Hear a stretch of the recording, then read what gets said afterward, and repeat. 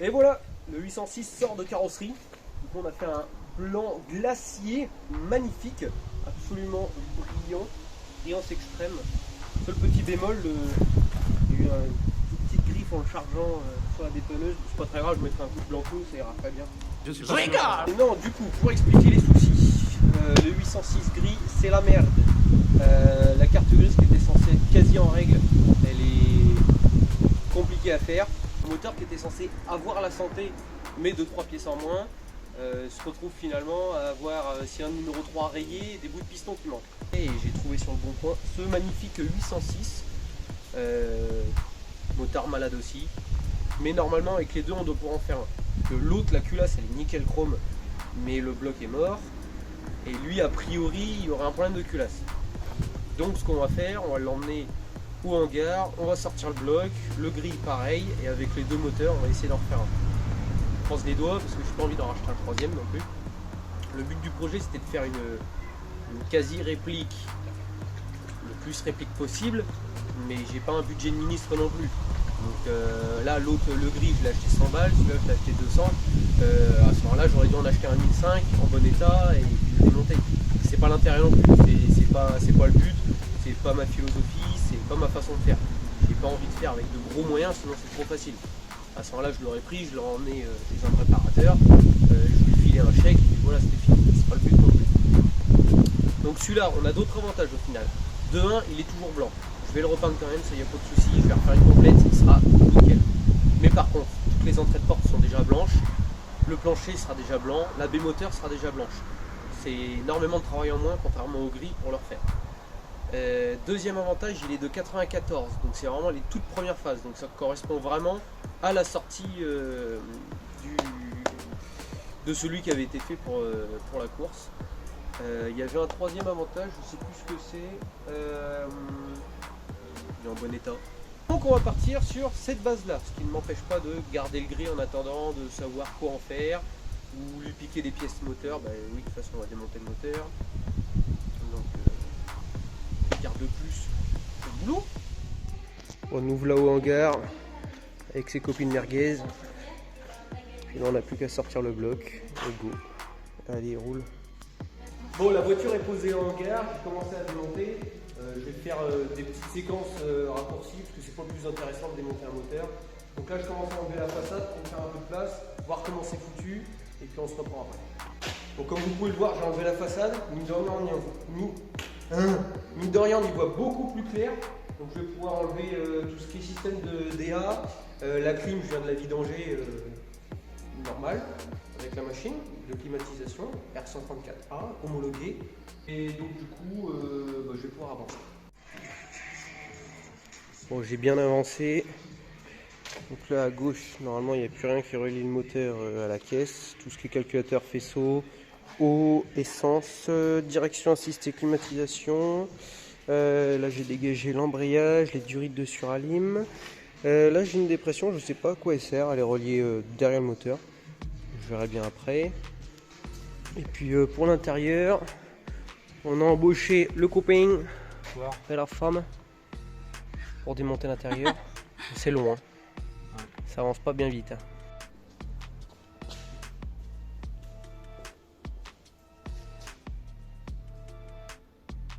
Bon, comme vous avez pu le voir, c'est bon, c'est terminé.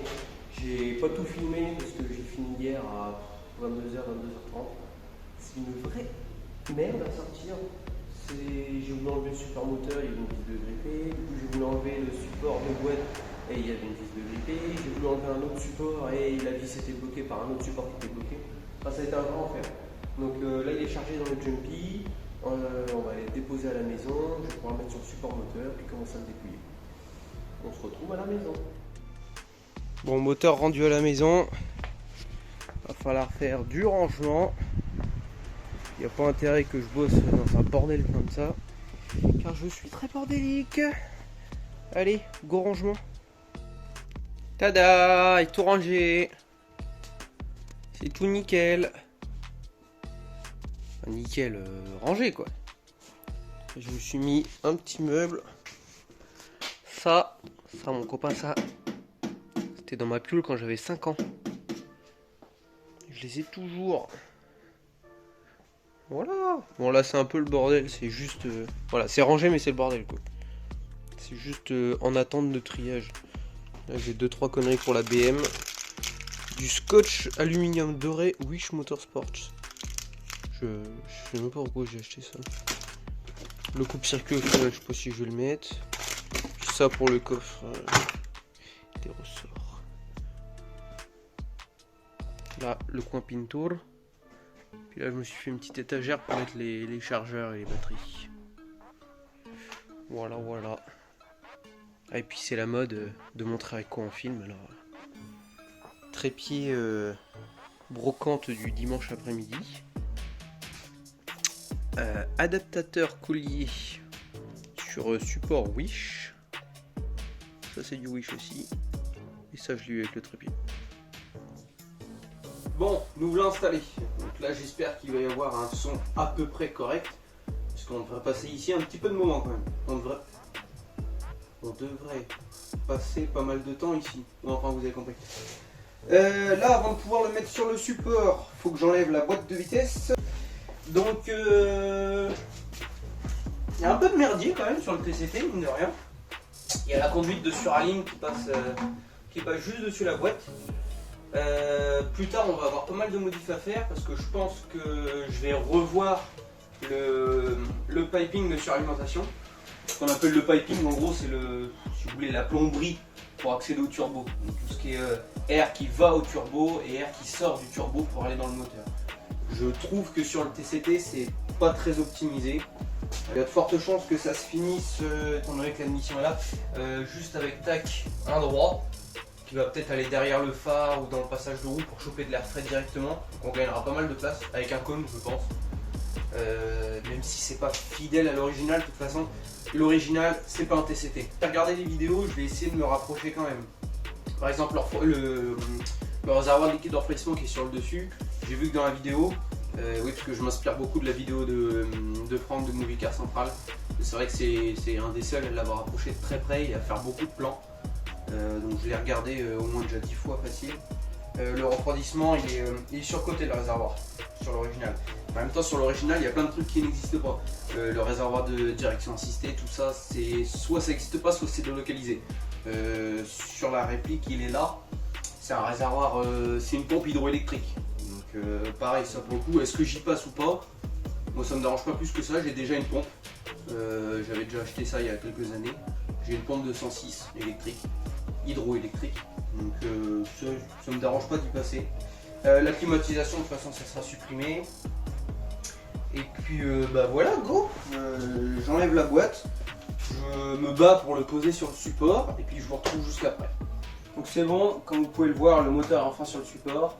Ça n'a pas été le plus compliqué du monde, ça valait pas le coup de filmer ça, c'est mettre des vis dans le support, mettre le support pendant qu'il y a la chèvre. C'est pas le plus intéressant. Bref, comme j'ai rarement le temps de m'en occuper, du coup je fais un coup en fringue de civil, un coup en fringue de boulot. Là vous voyez je me suis refait une coupe. Donc ça va créer des faux raccords, mais c'est pas grave, c'est rigolo, on s'en fout en fait des faux raccords. Je sais même pas comment font certains youtubeurs d'ailleurs qui ont toujours le même t-shirt, tout comme si la vidéo elle était d'affilée alors que ça a duré 6 mois, enfin bref. Première étape, je vais enlever tout le faisceau pour y voir plus clair. Et puis bon, ensuite dépose de la distrie et puis on déculasse. Donc, voilà.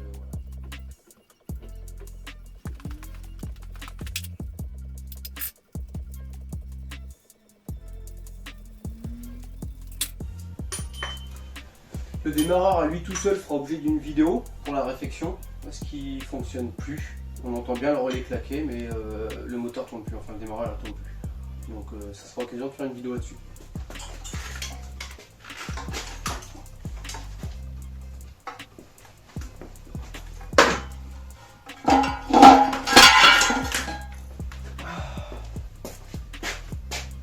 Au niveau déjà un petit peu plus clair, bon, on va continuer, hein, faut faire de la place de toute façon pour accéder aux joints de culasse, pour déculasser et voir ce qui se trouve, voir ce qui se passe au cylindre numéro 1. Oui, parce que j'ai pas expliqué. Alors, le jour de l'achat il démarrait pas. On croyait que c'était à cause de la batterie, il me dit ouais il n'y a pas beaucoup de jus, le démarreur effectivement il faisait pas grand chose. Donc je l'ai ramené quand même comme ça, j'ai remis une bonne batterie, au final avec la bonne batterie ça a quand même pas démarré. Donc on l'a démarré là, à la tirette avec le jumpy. Au final il tournait sur... j'ai toujours pas expliqué le début du début. Le mec m'explique qu'en fait le moteur manque de puissance. Qu'un jour il y a eu de la maillot, donc du coup il avait fait la modine. Donc c'est l'échangeur eau-huile qui se trouve sur le filtre à huile. Que ça avait résolu le problème. Quelques années après, donc toujours en manque de puissance. Hein. Apparemment ça fait des années qu'il roule comme ça. Remaillot, ce coup-ci il fait joint de culasse, donc joint de culasse distri. Il dit en même temps peut-être que ça va régler le souci de puissance. Au final, donc plus de maillot, mais toujours pas de puissance. Moi je récupère le bazar, je le démarre à la poussette, déjà tourne sur 3 pattes. J'enlève le premier que je vois, le fil de bougie numéro 1, il se passe rien. Je mets une bougie, je me fais mes électrocuter 150 fois, il y a bien de l'étincelle qui sort. Vu la gueule de l'ancienne bougie, elle était toute noire, donc il y avait bien de l'essence. Donc du coup on a un souci cylindre numéro 1. Donc il faut qu'on trouve le souci du cylindre numéro 1.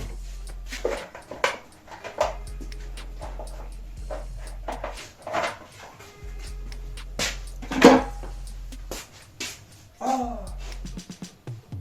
putain, c'est pas large une courroie d'origine, la vache. Et ça peut prendre 200 chevaux ça. Attends, j'aurais peur.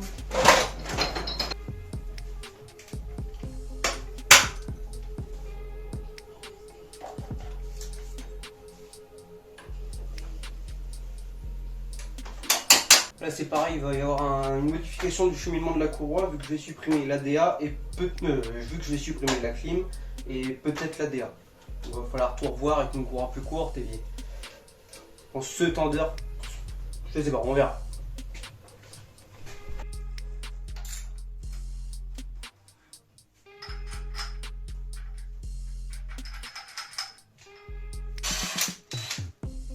Ah. Tu attends le ralenti. Ah là là là là.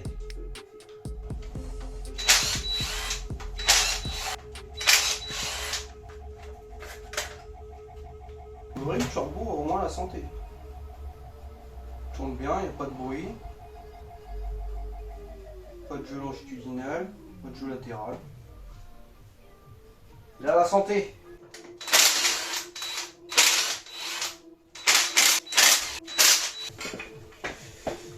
Alors, par les extérieurs ou par l'intérieur? Qu'est-ce qui est le plus logique? Par l'intérieur.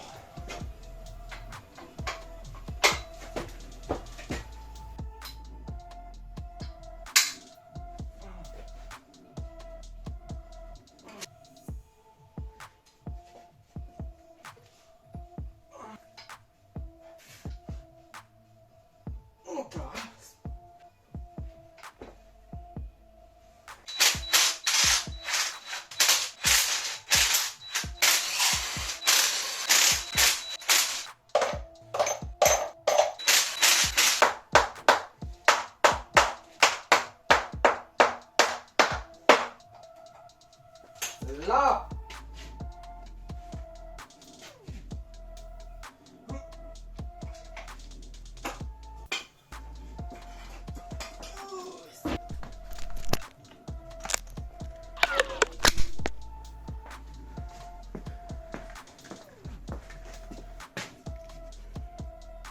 C'est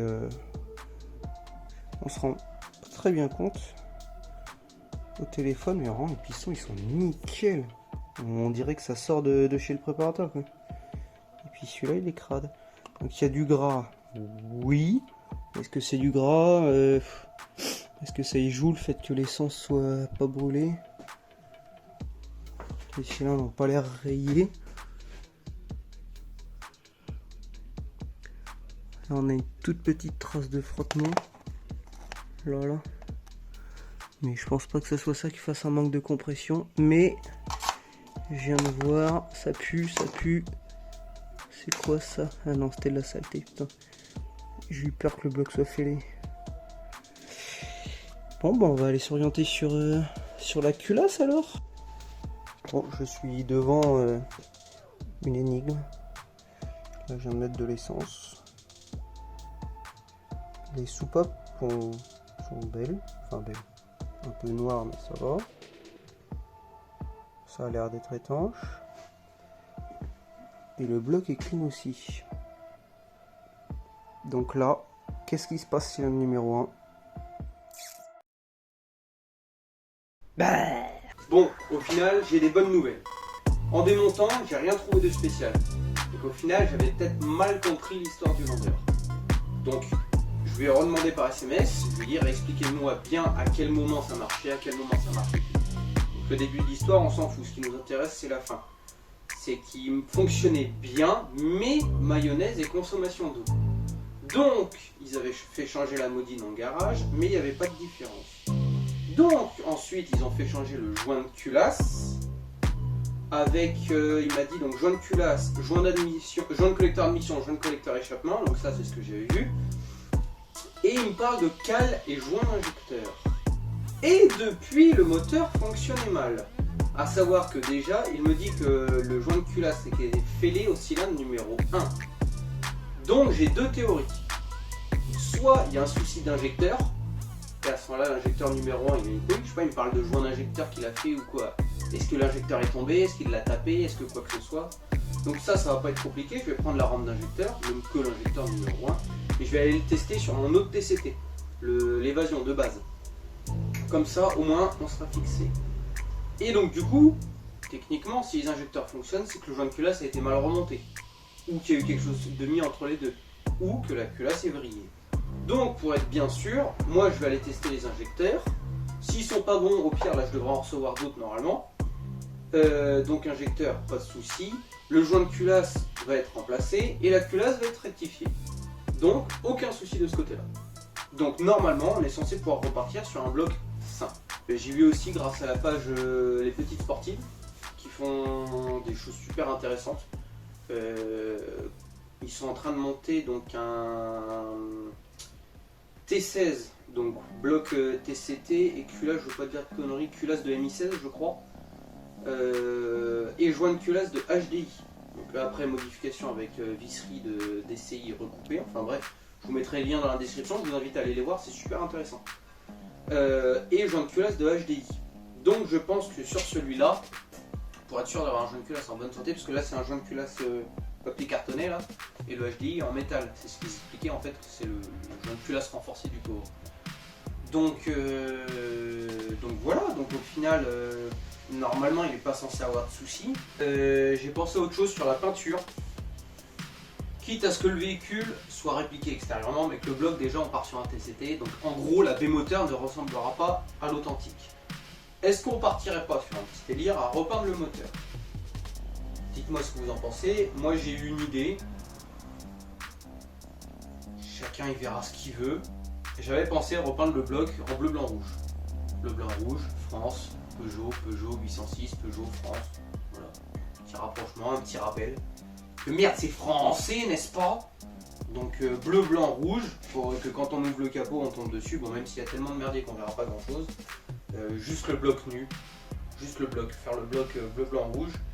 Et puis après, pourquoi pas, je sais pas, le couvre-culasse. Faire le rappel sur couvre-culasse, d'ailleurs, comme il en a lu. Pourquoi pas. Dites-moi ce que vous en pensez.